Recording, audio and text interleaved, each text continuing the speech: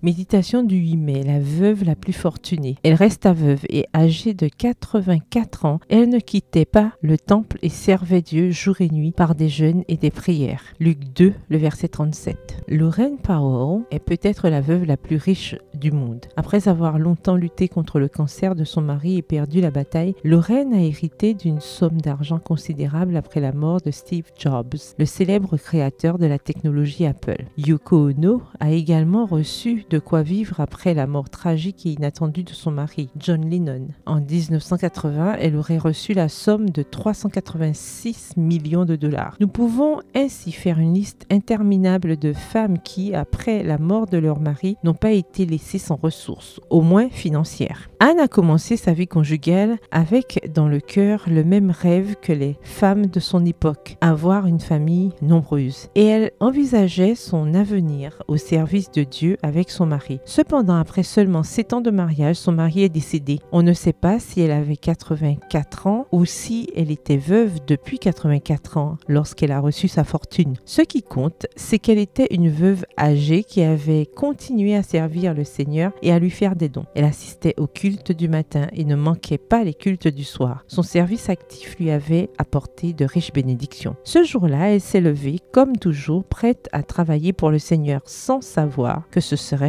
le grand jour. Un enfant avait été amené au temple pour être présenté par ses parents selon la loi. C'était un enfant né dans une famille pauvre, car son offrande consistait en 2 tourterelles. Mais le Saint-Esprit était prêt à donner la plus grande fortune à cette veuve dévouée. Il ne s'agissait pas d'une fortune en argent, comme celle reçue par Lorraine Powell ou Yoko Ono, mais de quelque chose de plus grand. Seules 2 personnes ont eu le privilège de voir et de reconnaître instantanément le Fils de Dieu, et Anne était l'une d'entre elles. Comme il l'a fait pour Anne, Dieu est toujours aussi disposé à révéler les merveilles de sa grâce et de son amour à toutes les femmes qui consacrent leur vie entière au service du Seigneur. Plus que l'argent et l'or, la fortune qu'elles recevront sera la présence constante de Dieu et le voyage tant attendu vers la patrie céleste. PS, heureuse de ma fortune. Bonne journée, que l'Éternel vous bénisse.